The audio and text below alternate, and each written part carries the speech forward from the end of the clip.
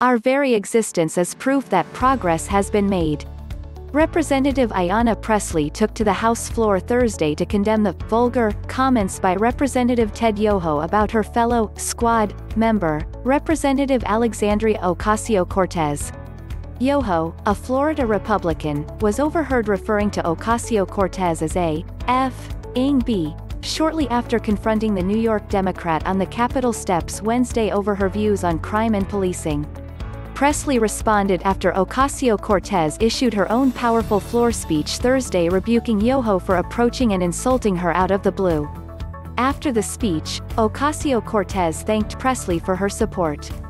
Without mentioning Yoho by name, Pressley said the blatant disrespect was part of a general pattern of painful behavior and language toward women.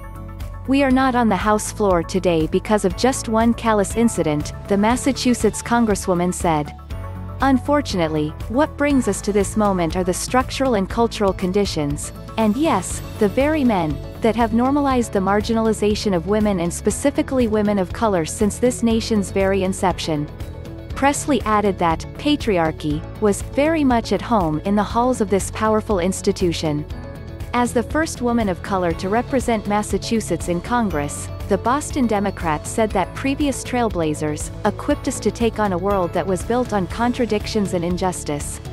I first set foot in this institution at the age of 19, Pressley said. My mother poured into me a sense of reverence for this institution, of the awesome power that it held.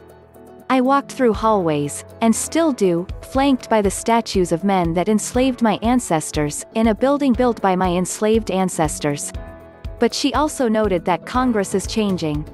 While there may still be some specters in this hallway set on upholding oppression and misogyny, I know that when my 12-year-old daughter walks through these hallways today, she sees my name embossed on a plaque outside the door and lit up on the voting board above this House floor, and she sees Tlaib, and Omar, and Chu, and Jayapal, and Escobar, and Trahan, and Underwood, Pressley said, referring to fellow recently elected Democratic congresswomen. Our very existence is proof that progress has been made, she said. And yet although in some instances we are better than we used to be, we are still not who we can be. Pressley then pivoted to address her daughter, Cora, and all our daughters, who she said are powerful and limitless. Your lived experiences, your kind heart, and your critical eye belong at every single table where decisions are being made, she said. Paraphrasing recent comments by Dr. William Barber, a North Carolina reverend and political activist, Pressley added the current movement for social justice calls for a new form of reconstruction. Let's build the world that Cora and all girls and women deserve, Pressley said.